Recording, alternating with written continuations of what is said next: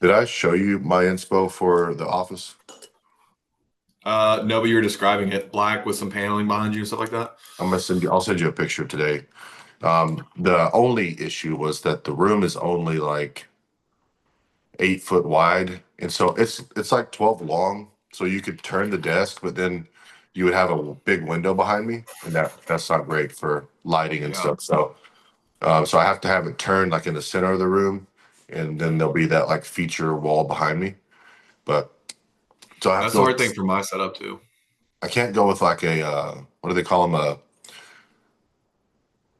Not a presidential desk, but it's like a something desk. What do they call those?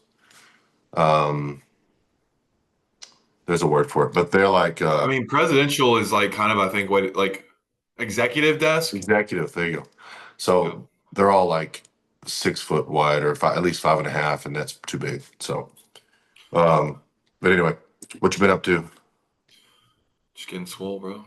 Yeah, well, I was watching Oh your yeah, live this morning, and people kept saying there's like at least two or three comments. People are like, "You're looking pretty jacked." dude. I also okay. Real talk though, I think some of it is like because you can only see like my shoulders. Like if you Yeah, look at me right now, like my shoulders and traps don't look big, I'd be and the same they're way. If you can only see my pencil neck, it's like, yeah. yeah. And if you like look at them, I mean, they're decent enough, but they've always kind of like looked the same. My shoulders have no cap to 'em. I mean, I have no problem showing you that. Like my shoulder has like basically no like real cap to it. So like it just looks that way. But you look like a broad guy. You look bigger when you're on your walking pad. Yeah, I will say that I mean, like if I took measurements, like what's your chest? Oh fuck if I know, dude. I've never kept up a measurement. Hold on. That's one thing people will ask me. Should I track my measurements? And I'm like, you know, from personal experience, I never have. So in my head, it's like, why? Maybe on a weight Yeah. loss journey, like that would help you if you're like your weight's not moving that quick, but inches are changing a lot. That may be Yeah. something you could do. So this, I don't know. I mean, I don't even think I could get it all around me and have a good look. It is kind of hard to do. But the one thing I will say that's nice for me with measurements is like my thigh I don't know what to do. says it went down, but also measuring my thigh, I swear I do it in a different spot every single time. My stomach went down zero point 0.8 inches. My chest went down zero point 0.3, which I swear I measured bigger, and my arm stayed the Is this the same. right chest, like Yeah, like I go under your around arms? like the nibs, like is my point of where I go over. 49. 49? That's what I got. Yeah. Hang on, my scale might be broke or something. Where's my scale at? I mean, I can stand up. I tried to measure my arms All right, I'm yesterday small. with this thing, but they're Yeah, kind of disappointing. Arms are one of dude. those things that like very humbling. Yeah,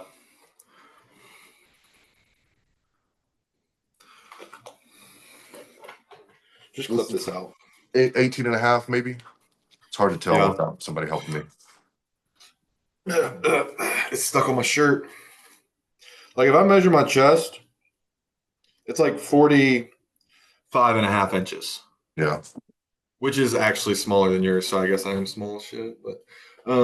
But you like look like a bodybuilder, right? Like You look me, like a you look like a big guy, like a big I just person. look right.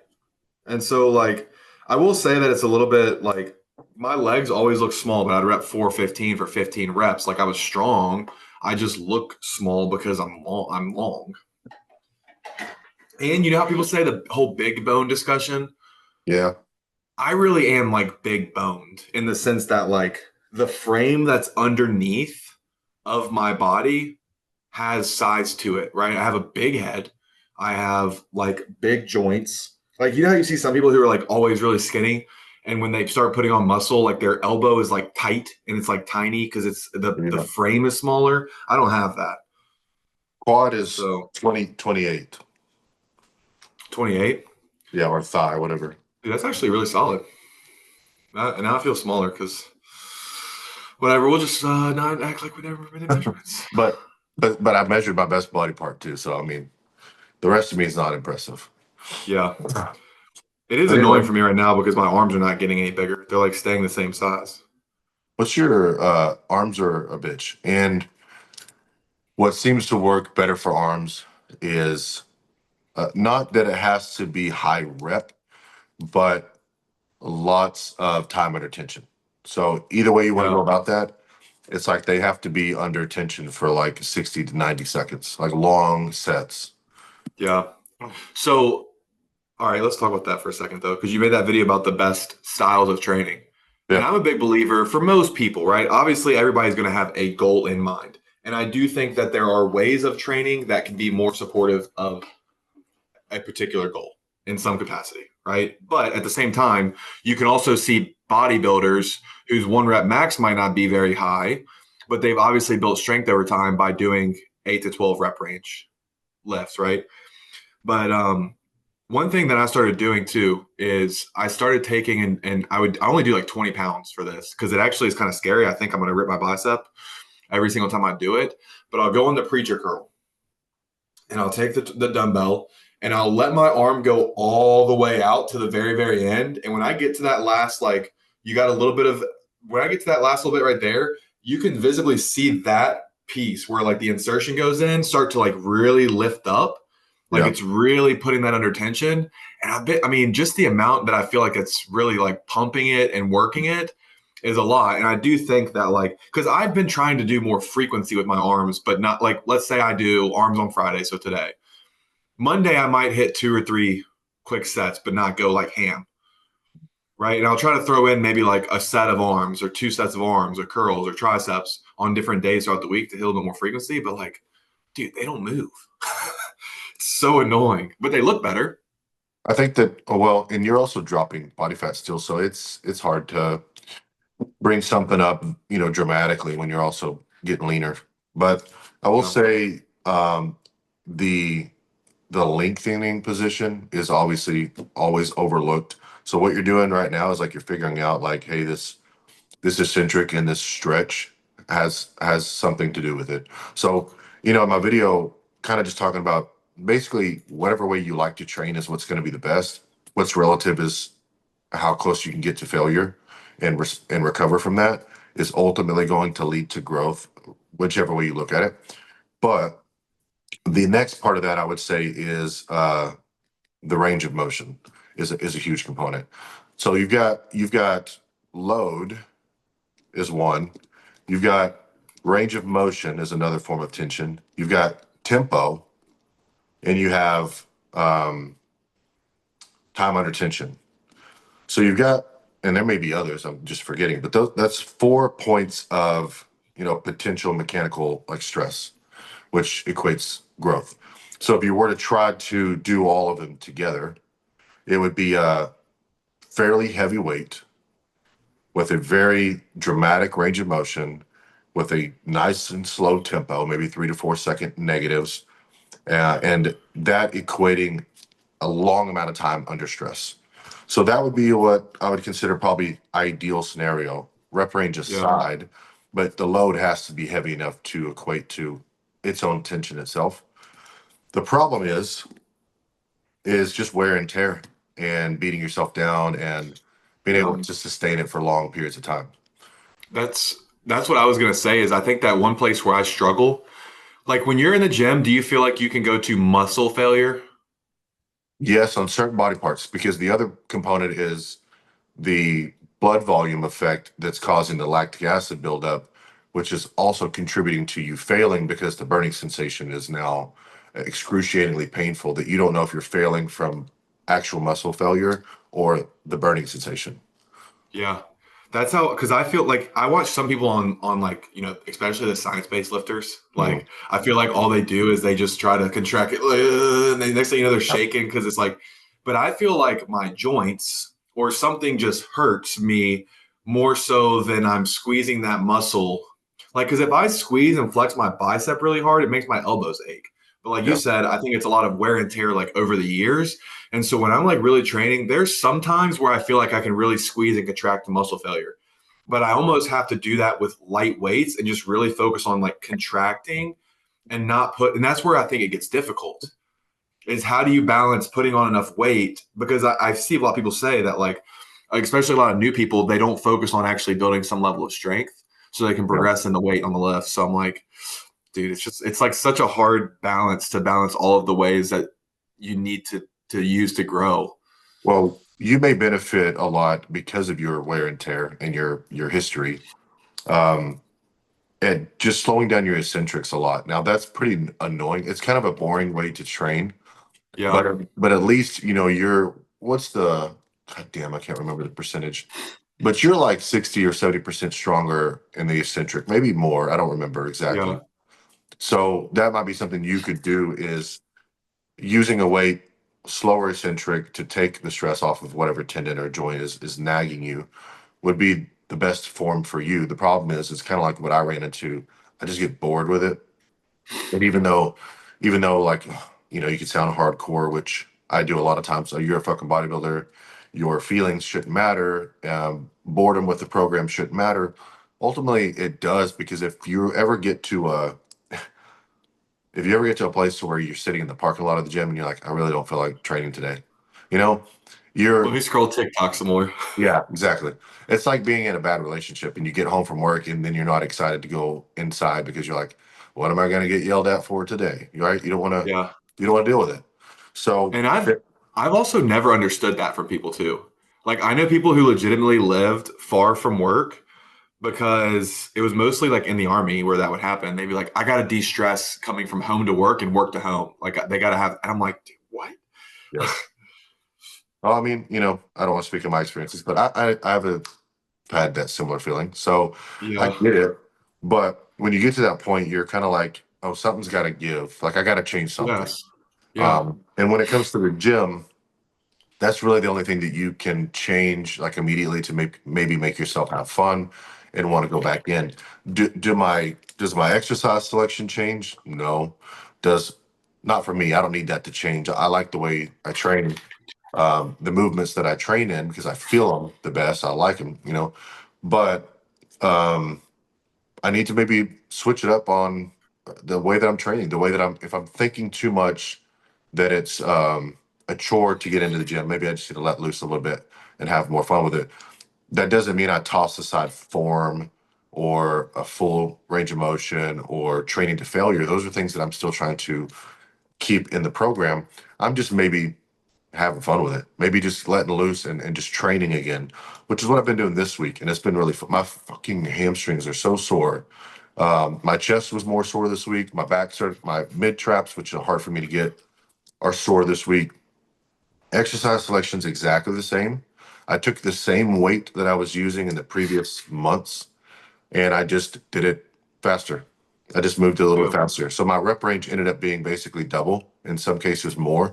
Instead of 10, 8, 10, 12, I'm ending up at like 20, 25, or that set of hack squat I did like 30 something. And it's just like, I used to do that all the time. My legs were built from high rep sets. Now, does that work for everybody? I don't know. But all I do know is they got a shit ton of blood in them and they grew like crazy. So, yep. I think too, like, because we talk about more like the peptide stuff and not to the bodybuilders, but maybe we got some bodybuilders that watch us when me and you get on here. But I think too, like, just for like the general population of people that are trying to figure out like how should I lift, or even when it comes to eating, should I do 24-hour fasts? I think Yeah. at the end of the day, one, if you're consistent with something, you can generally get the results that you want, right? Like there are CrossFitters that look like bodybuilders. Now, there are CrossFitters that look very normal. There's CrossFitters that look skinny. There's CrossFitters that are overweight. Same with people who try to do bodybuilding training, right? There's skinny bodybuilders. There's overweight bodybuilders. There's ones that are really muscular. And I think where like the most important thing, because a lot of people say, I don't want to get too bulky or I don't want to get too skinny. Or I don't want to do any of this. And I see a lot of CrossFit people actually fall into this trap is that CrossFit is a big, huge promoter of like, you need to eat to fuel your body. And so a lot of times, like people go into they don't want to do CrossFit because they don't want to look like CrossFit. Women are mostly the ones that say that. They don't want to like CrossFit women because they got big traps, big lats because they are so like big and strong.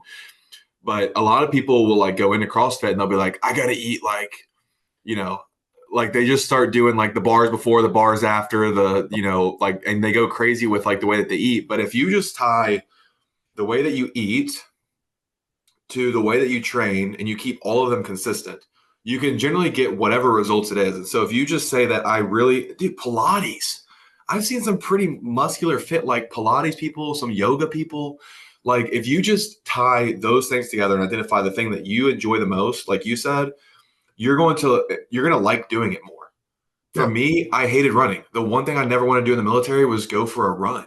Anytime we'd be going for a run, I was like, God, dude, other people will say that they go for a run and it clears their mind and they feel like they're in like their own special world. And I'm like, no, the world that I'm in is my body trying to figure out when this can be over with. Yeah. And even still with running, for me, it was never like longer runs. It was never like my lungs feel tired or my legs feel tired. It was like, this just hurts. Like I never felt like it, like, I don't know, it just was not enjoyable for me. But I think it's been one thing I've always struggled with is like, it's almost more like I have pain before I have fatigue. Yeah. And so it kind of sucks, but I guess that's what happens. Like, and I tell young people this all the time. The number one most important thing that you can do as like a teenager or somebody who's just starting off in the gym after 30 years of overeating and doing whatever you want to lose weight is don't worry about any weight. I don't care if you're 16 years old and you bench 45 pounds and all your friends bench 225.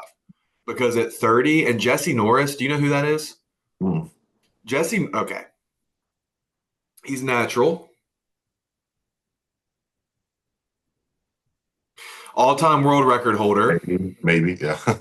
But I don't know. He may be. But he said that the way that he started training was the guy that his coach would teach him about form.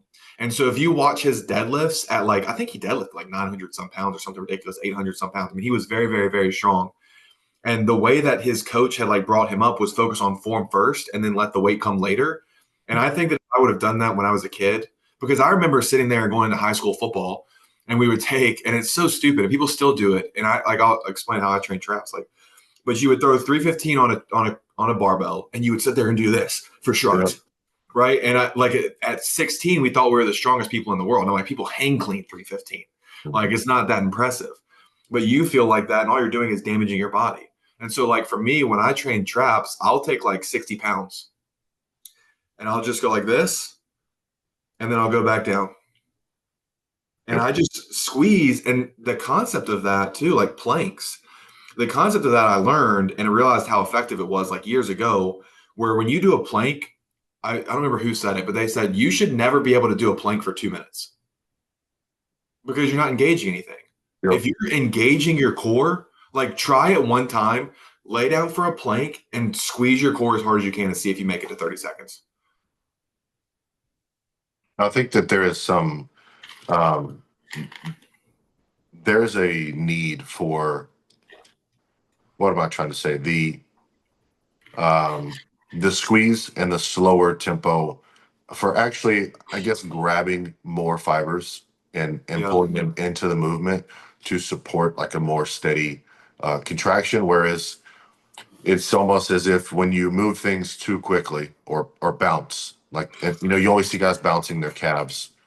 You're not active. It's like your good fibers, your stronger fibers are taking over. They're moving it. They don't need any assistance. But once you start to slow it down, they need more reinforcement. So they turn to the rest of the fibers and they're like, we need help. We need help. So then you have this greater, it's like the tension now goes and spreads itself all over that muscle Mhm. that you're training. So, and another one that you can really tell this on is if you are bench pressing, which I don't really have people bench press flat anymore, but let's say you were, and you were bouncing your 215 or 315 off your chest for 5 or 6, and you finish the set, it's not like you feel anything. No, your chest feels Like you fine. you might feel it in your front delts and like a touch in your chest, but then you grab 225 and you slow it down with 4-second eccentrics. You just get to 10 and your entire chest is lit up. So I think there's obviously something to that where you have enough fibers firing off to actually elicit growth in the entirety of the muscle itself. Now, there are like Branch Warren. You ever watch Branch Warren train? It Okay. makes no sense how he looks the way he does based off of Makes, what people say. makes no sense. Yeah, and you watch videos of Ronnie even, and yeah, he's moving weight fast. One thing that you don't get from Ronnie's workouts is he was almost doing not quite full body, but almost full body in his workouts. And he would train like everything upper body in one fucking workout, and then he would have a full leg, and he would train a whole bunch of other muscle groups together. And you have to, and it doesn't make sense, right? It doesn't make sense logically how somebody can train that way and be the greatest bodybuilder of all time. So that's the genetic caveat that you can't get away with things that other people get away with. So if you're trying something and you're doing it, you need to try something for at least 6 months, right? Give a training program or a style at least 6 months of true work to see if you're responding to that. And if you're not, try switching it up, because you might find that the thing that doesn't have the most scientific backing may actually be what you respond to. Yeah. So, and there's also like inside of each muscle group, there's also different types of fibers. And we have, you might have like your chest might be, yours might be 40% fast twitch, 60% slow twitch. Mine might be just the opposite. So I maybe respond better to heavier loads and heavier weight, or heavier loads and slower reps, and you respond better to pump sets, right? So there's really no way to know definitively for you what works until you just do it. And then you have to take in the other variables: the age, the wear and tear, your Yeah. recovery, your ability to recover. Are you enhanced or are you natural? So all those things start to factor in, and you fine tune, your programming. Yeah. Well, I was going to ask Did you have you. yeah. Go ahead. That's what I was saying. Did you have some specific peptide stuff? Because I was thinking about something too. Yeah. Well, if you've got one on your mind, I was going to ask you what your current peptide stack is, because I'm curious what you're doing right now. Okay, we can do that, and then we can switch over. Ratatouille. I tried the PE 2228. I think I like that all right. Mhm. I'm doing it nasally, but I'm not doing it like super consistently. Yeah, I've been off it Um, a couple days. Not a peptide, but SLU PP 332. Oh yeah, still doing that. I'm finishing that up. I have like a couple days left because obviously it's not going to last long running those like high dosages. I don't know. I'm still up in the air on it personally because I've had some workouts where I said, "Man, I feel like I'm having a really good workout," but also like, did I just have a really good workout? Because some days I'm like, it's not that as good. I don't know. So I'm Mhm. kind of undecided on that. 100% still in like my personal preference, but I will say that I felt warmer again the same way I did in the beginning by going up to that high dosages. But I remember the beginning, 500 micrograms of SLU made me feel crazy. Yeah. Like I was sweating. I took it one time in the evening and like didn't think it would be so severe. Dude, I was laying in bed just sweating. Like it was the most miserable experience. So I brought that up in my live this morning because I couldn't remember if that was you that said that or not. That you felt like your low dosages were just about the same as your high. You didn't feel Yeah. an increased benefit. And the lower dosage now, people that are still selling them are at least dropping their prices on them. And a lot of people have thrown discounts on theirs, I guess maybe to get them out, Yeah. and restock with higher dosing. I don't know. Either way, I still respond. Like I took it out and I did Mont C for 4 or 6 weeks. I can't remember. And then I went back. So now I'm doing 500 micrograms 3 times a day. And Hmm. just like you said, like I take one before bed. I wake up like, okay, I guess I'm on trend also 10 milligrams daily, but that's not that much. But I wake up in the morning like damp, like not trend sweats, because I know what those are. I know what that feels like. But I'm like damp, like I'm Like you were running, hotter all night. I'm running hot. Yeah. Yeah. So and I don't know. I guess I'd have to pull the trend out to know exactly for sure if it was the SOU. But I mean, it definitely made me feel that. And I think like the other thing too is that can you get the benefits in terms of maybe better cardio output, right? Or you feel like it was easier. But when you look at the guys that go to the higher dosages, what's the one thing that you always see them saying that they're going to do when they do the high dosages? Blood work. yeah, Every person I know that's running 100, 200, 300, 400 milligrams is always like, I'm going to go get my blood work done after running this cycle of it. And so it maybe could there be other benefits by going to 400 milligrams a day and like looking at blood work versus I feel warmer, I feel better cardio, yeah, where yeah. you feel most of that the same across all the ranges of it. I don't know. And then I have never tried this before, but NAD nasally. I don't have it either. Um, so I tried it just because I was like, I keep a lot of nasal like sprayers and kits and stuff on hand, and so I tried that, and I think I like it all right. I don't feel the same flushing feeling with it that I feel when I take it because I hate that feeling.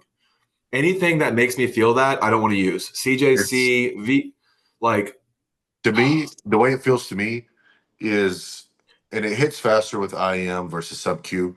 But the first time I had it was an IV that Whitley gave me from 3 years ago, like when we were first starting to, we weren't even dating yet. Anyways, she gave me an IV, and they push 150 in the IV. So you got your IV bag, but then you have a push. They hook up the push to the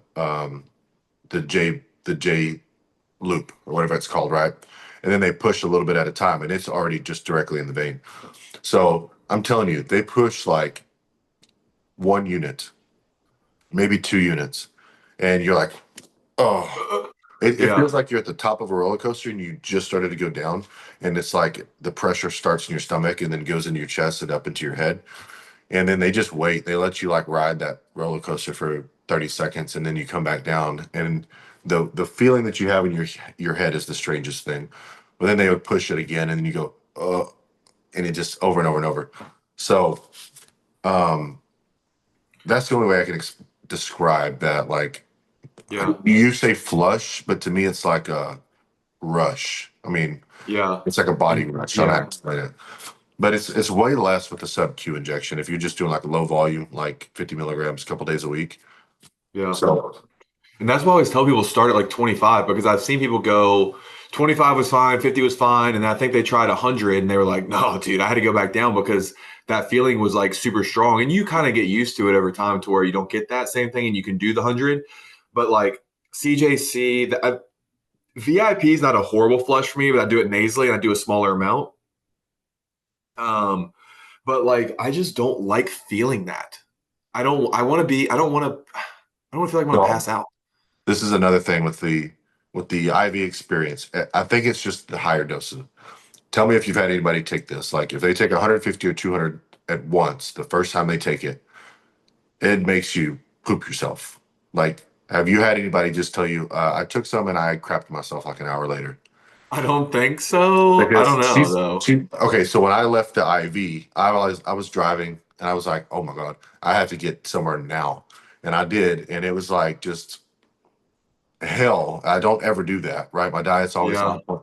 So then I was like, maybe it was just me. I didn't think much about it. Maybe it was the IV bag. Maybe the IV bag was just flushing water through me, right?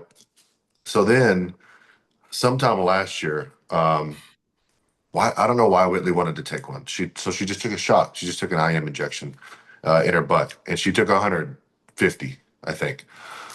And I was like, you probably should have started that high. She's like, oh well, how bad could it be? And I was like, well, it only lasts you like 10 minutes, and it kind of wears off. It's pretty quick when it hits, and then it wears off. But so then we go out of town, and we have a few IVs that she's supposed to do, and she's gonna. I hope she never watches this. Um, we get to the IV and she's texting me. She's like, I'm about to crap myself. And I'm like, just go use their restroom. She's like, I'm not going into this customer's restroom, into this patient's restroom. And I'm like, well, you have to hold it till we leave. Well, we're gonna go to my mom's. She lives over there, right? She's like, I'll just go at your mom's. I'm like, okay. So we leave. We got about 15 minutes to get to my mom's. And she's like, I can't do it anymore. Pull it at this gas station. She goes in there and blows that thing up. And then and clogs it and then tries to blame it on me. But anyway, she'd be mortified if I told the story. And I'm like, so uh, maybe NAD just like clears you out. Like I don't yeah. know if anybody else has that story, but I need to dig into that now. I don't know if anybody has told me that like specifically, but I also always tell people to start really low with it, like the 25 and work up, where I think most people do that. So they kind of built like a little bit of a tolerance to it. Um, but dude, that's actually really funny. What else am I using right now? Um, What's your Reddit dose? 4 milligrams a week. I pretty much stayed there because I haven't. And dude, it's what's really interesting to me. Same vials, same batch, same whatever, doesn't matter. There's sometimes where I will be sitting there and I'll be like, yeah, I don't really feel it, and I like want to eat something. And then other times, or like weeks or days or whatever, where I'm like, my gosh, dude, I cannot eat. Like it's just sometimes like it comes and goes and how bad it hits you. And so I haven't felt the need to go up because I hate those days where I feel super like I'm struggling to eat Is there because any I don't is there any correlation to your shots or is it just random? random. Like it would, I might still take my Monday too, my Thursday too, And but like on Wednesday, I'm just like, whew, it's like I just feel strong today, or on Tuesday or Monday, or it doesn't really matter what day it is. It's just sometimes I feel like it hits stronger on certain days.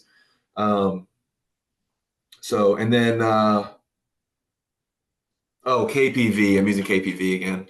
And I like keeping KPV in because my shoulder's been acting up so much lately that like it just helps it feel a lot better. And I've just been I probably need to do like 2 weeks off and go in and just like get worked on for 2 weeks and not keep pushing it afterwards. But I go in, I get worked on, it feels a little bit better. I push it, it hurts, then I go back in.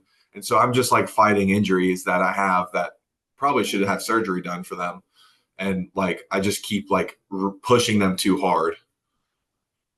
Well, I'll be going into my health phase, probably like, let's see, 4 weeks. We go to Colorado in 4 weeks, and then I'll be on a health phase for nearly 8. So going into the new year, and then I'll push another off season. Then I'll figure out if I want to do a show next year or not, or if I even have the time to. Yeah. But what I'm thinking, I've been pushing the mitochondrial optimizers all year, um, pushing my body up, metformin, like all the things I've been playing around with this entire year. Now, I already want to do SS31, so I want to kind of have like a mitochondrial clean out, SS31, and then nothing for the rest of the health phase. I want to do some KPV and just clean out any inflammation and whatever. And what else should I add to that stack to really just kind of give myself like a reset, hit the reset button? I'll bring down test to probably 210 a week. I still hang around 240, 250. So I imagine I need a little bit more test now than I used to. So I'm gonna do Hmm. 210 a week. I'm probably gonna drop the GH to like 4 IUs. And I'll probably keep some Retta in, and unless you think I should take a break from it. I've been on it since December. You're So going to add calories outside after that, or what's your push phase? Bulking or so cutting? yeah, that'll be pushing food up. So right now I'm doing a mini cut, get a little bit tighter so that I'm leanish through the health phase, which usually means better blood work. And then January I'll start pushing everything again. Have you tried using it in a bulk? Using what? Red in a bulk? Oh, yes, I've used Reddit this entire year. Okay. And you've So done a bulk? Okay. yep. So Oh, should dude, I I? would say keep it. I would say, do you think I should come off or leave it in? I would leave it in. I always tell people that the best way I think to bulk with it or any GLP is the highest dose that you can that allows you to get the calories you're trying to get in. And Yeah. if that's 6 milligrams a week, then 6 milligrams a week. If it's a half milligram a week, it's a half milligram a week. Whatever, there's no set amount that you can bulk on. If you can eat in a calorie surplus, then do that. The other thing I would say too is I would look at some of the stuff from like Cosmic. Like get your Yeah. liver firing as like optimally as possible. And I think that every bodybuilder out there should probably do that in those phases where they're doing a little bit of a health reset So peel because peel it's attacks for the kidney. What was the liver one? Ovogen for the liver, and you could even do like a glutathione in your break too, right? During that time or something. And then maybe like a cardiogen for the heart, right? And like that's not really something you're probably going to see anything from um, in terms And of like noticeable though. um, can you talk about what is it, Vesogen a little bit? Is that the or Vesolutin? Which one is the blood vessels and endothelial? Vestigen is one that could help with like varicose veins and arthrosplenothrombosis. Yeah, Uh, I hate dude, saying so names. I those types of things, but like the vascular structure, it can help with things like blood pressure. I actually had somebody say that they thought that that worked better. I think they said Vestigen worked better for their blood pressure control than VIP did. And most people I know say VIP is very effective for theirs. Um, and so like maybe like a Vestigen and stuff like that too. And like, I think too, especially I was actually watching, I stumbled across a video about like Nick Walker's varicose veins. And the guy was explaining like how they happen and why his are so bad. It doesn't mean that he's like about to die or anything like that necessarily, but like the prevention of by just strengthening all of the vascular functions and just how they operate, I think it's something that people should probably try to look into doing more. Because I think the one thing that ruins a lot of physiques, from my perspective, It's and you back pain. see, dude, there's so many. Do you have it at all or no? No, I don't have any at all. I would say I have pretty veins. Like they're in the right Yeah. places and in the right amounts. I'm not extremely vascular by any means. When I get like stage lean, they all start to come out, but it's not like crazy. You know what I mean? Right. and I don't Yeah. have any varicose. Because the guys, you'll see a lot of people that have this. Frank McGrath had it really bad, Yep. where they get that chest squiggles. Hmm. And it's like if you would have done something just to help manage, and what the guy was saying though is that like part of the reason why is because that your muscular structure gets so big that it's putting pressure on it. They're not allowing the blood to return back the way they need to. It damages the basically the valves that allow it to go back. I'm like, all right, it makes sense that like muscle size does it, but I also think there's other factors that come into it by like not managing blood pressure, not managing other things that would cause it to not allow the blood to flow back and return easily, Yep. or what I don't know. I don't know like truly why bodybuilders have it so bad, but because some of them are not big. There was a video I saw on TikTok. They said this guy's like 18 years old and that or no, maybe he's like 22, 21. And they said that he's already going to the Olympia or something. I don't remember what the details were. We're talking about Anton Classic Um, Physique. does he have like crazy veins right here in his chest? Have you ever seen? There's a Classic Physique kid that's that age. Yeah, they said that he might be better than C-Bum or the first one to win younger. So he's got a really good physique, but Yeah, dude, it was so bad. And at that's like him. 20, So like he's from here in Texas. I think he's from the Houston area maybe, but he might have relocated. He won the super shredding or whatever that show was in Houston. And when he popped up at that show, like out of nowhere, immediately like boom, who the fuck is this kid? Right. And at the time, I think he was 19. And his density and his musculature, like he needs to be bigger for the class still, but like the density in his tissue is like a 35-year-old. Like you don't that's you can't just make that happen. Not with training at that age. I mean, that's a genetic phenom. But yeah, yeah. he just won his show last weekend, and he's going to the Olympia now. So 21 years old, he'll be his first Mr. Olympia.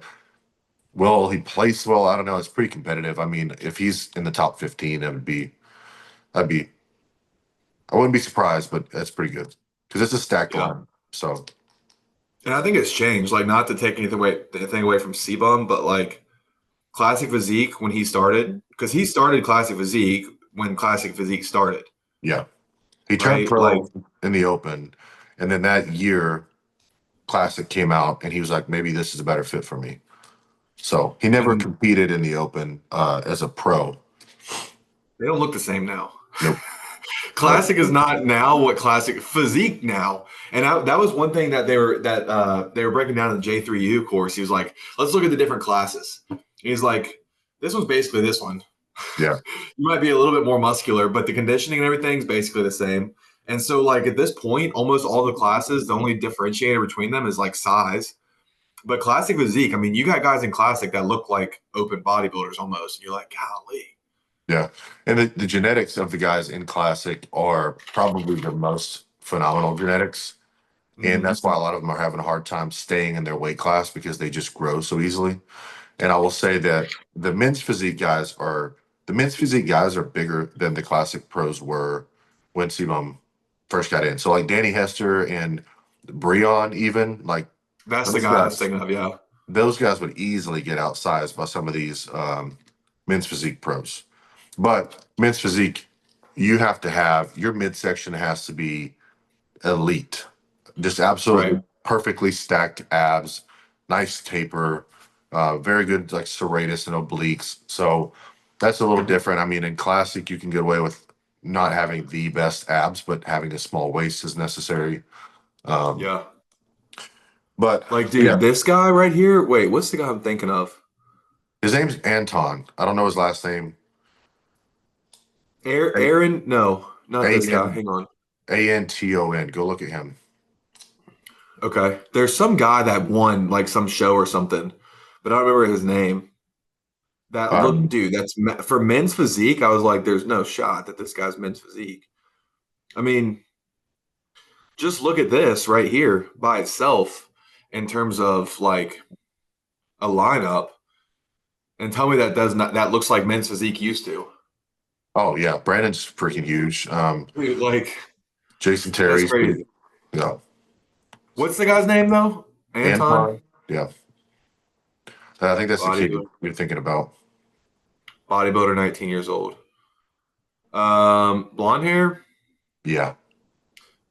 No, I think there's another one. Well, No, there's another one. The guy had like brown hair and he was kind of like darker skin. Like he looked like maybe like Italian, maybe or something like that. I don't know. It was a TikTok and they said this guy looks, is he one of the best? Because this dude's veins look normal. But that Okay. dude had like, and I was like, dude, you're 22. The other thing too is like when you ask about like what causes those, I know we're going way off from the estrogen thing, but it has to be unhealthiness because you don't see a lot of guys that seem to do things the right way or focus more on health that have those. Like, yeah, some can be genetics, but to be 21 years old and be bigger than most open bodybuilders or pro bodybuilders or whatever, you can't get that way without doing something unhealthy. Yeah, or I mean, the bottom line is you grew too fast. I mean, however you Yeah, got there, maybe you have phenomenal genetics, you didn't have to do much, but you grew too fast, right? yeah, Like, and the body is kind of showing that. And that the same thing with like stretch marks. When those get really bad, you just grew too damn fast. But yeah, like Sebum's got gnarly. If you've ever watched his videos, like when he's getting ready for a show and actually up close, he's got crazy like front delt stretch marks and lat stretch marks.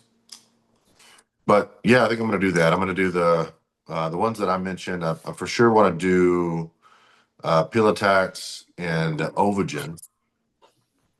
Not that and like my blood work, as long as I'm not on orals, my kidney numbers and my liver enzymes are phenomenal. Even my yeah, GGT, even my C-reactive protein. Um, those are all CRP. Yeah, those are all phenomenal all year. Unless I'm on a oral, then my liver enzymes get a little bit elevated, but my GGT doesn't really go up. So everything looks fine. The only thing that I really have to pay attention to is blood pressure, just mildly. That's really easy for me to manage. And yeah. then my cholesterol, which brings me to I don't know if you noticed, but I added rosuvastatin to my protocol. Okay, So here's an experiment. My dosages of testosterone and primo have been the same the previous 4 weeks as they will be this 4 weeks. The only exception is a little bit of trend. But I got my blood work back and my LDL's at like, what was it, maybe 89 or something, not bad. I'm on, is it my, but my ApoB started to drift up over 70. Now, for me, ApoB is like the thing that I really am honed in on. And I'm like, well, let me just try this. Let me just try 5 milligrams of rosuvastatin, like Monday, Wednesday, Friday. I'm trying to prevent any muscle pain, side effects from it, and just see with the combination therapy at that super low dose if I can control the ApoB, if I have a rise in my HDL over yeah, the next 4 weeks, and just see because if there's no side effects, I have a mild improvement. Why would I not use that method in the future if needed, right? And it's something that I could say to other people, hey, you might try this. This might be a good result for you. Because I have people all the time ask me live, do you think I need a statin? And I'm like, well, I need to know your numbers. I need to know your age. I think, statins are not for everybody. They're not obviously going to fix, they're not great at later years in life because you don't want to reduce cholesterol to a point that now your brain is starting to lose cholesterol and function. But if things are bad, I'll get good fast. Get good as fast as you can, and then right. try to pull the statin out. That's just kind of my way of thinking. But I'm trying to see if I can use it like as a therapeutic dose and just manage my ApoB. You know. Yeah. Well, I think I agree with the like. I got a guy that's been following me that his numbers were crazy. I was like, dude, go to Algo right now and get something. And he like, if you're watching, sorry, brother, not calling you out, I'm not saying your name at least. But like, then again, like 3 weeks later, 4 weeks later, he sent me like his stuff, and he was like, "This is where." I'm like, "Dude, did you try?" No, I'm about to go No. talk. I'm like, "Dude, get on something. Your numbers were like crazy." Like sometimes you do have to get it in check quickly, and then work on like whatever the other things are that can fix it. One Yep. thing I was going to ask you though is like, do you know where your numbers typically go with like your liver enzymes if you use like an oral? The worst they get is obviously late in contest prep. So I like to check my blood work right after a show. So Mm, I'll compete on a Saturday and I'll check labs on Monday. The only thing that will, besides liver enzymes, that will be off sometimes is my blood sugar. But I've learned you eat like shit on Sunday after a show and you don't drink as much water as you normally would. yeah, your blood sugar is just going to be spiked the next morning. Not a big deal. So you can kind of toss that one out of the window. But my liver enzymes, the highest I've seen, it was either one of them was 108, and the other one was like 87 or 78. I don't remember which ALT or AST, which one it was. But the thing is my GGT was still like 9. So Yeah. I would be curious though, if you know that it goes up like X amount, if you did Ovogen in conjunction with it for 30 days yeah, we could as a do way to that. say, hey, my numbers are perfect still almost. Or like, hey, typically they go to 70. I'm Yep. still sitting at whatever amount. Like, or this is where it went to this time. I would be curious to see like how effective it is because you've used stuff before, you've seen stuff before, and you kind of have an idea of like Mhm. where they could go to and see like how well did that keep that in check as something, because a lot of people try to find something that it can help them along the way, and sometimes people just come off of things. But if like Ovogen allows your body to do its own functions, like you're not just blocking the, Yeah. like for example, you're not blocking the absorption of cholesterol, you're actually fixing your body's processes or systems Improving or things. organs, like doing those things versus trying to like solving the root cause basically versus treating the issue. Yeah, it's trying to take it's still a, well, would you call it a natural route? It's still trying to take the natural route as far as provide my body with the natural resources to do its job. Um, Right. Now, when we're on anabolics, we're obviously taking things outside of the term natural. And so the mechanisms and all the parts in play because of the androgens in the body are now compromised. And we know they're going to get bad, but now it's more like a preventative. How do we mitigate it the best we can? And if you can get a result from Ovogen, and so like I took low dose Anavar and low dose Anadrol together earlier this year. I just want to see how that went. So it was 12.5 Anavar, 25 Anadrol for 4 weeks. I can go back and look, but I think my liver enzymes were in the 60, 70 range, ALT and AST, somewhere in there. So I could do that exact same stack with Ovogen and see if I had a lower number of ALT Yeah. and AST. Yeah. Especially So for 30 days, because it's usually a 30-day cycle. yeah, yeah. So that's something we could try too. And when I do use orals, that's usually when I put in injectable glutathione anyway. But I'd be curious because, well, we both know glutathione hurts to inject, but if you have an alternative, then why not use that? Yeah. There was something else I was gonna say or ask you, and I don't remember. Um, I don't know. Maybe it'll come to me next week. So, Sounds good. but dude, we knocked out like 52 minutes. So I mean, these move pretty quick. We get to Yeah, they do. we get to bullshit, and so but people like it. Yeah. We're not going to be big time podcasters, but We might one day. I You don't mean, you, know. you never know. Yeah, consistency is the key. But all right, man. Well, I'll talk to you later. Hope you have a good day. Sounds good, brother. All Thanks right, for man. hanging We'll out. see you All right, bye. later.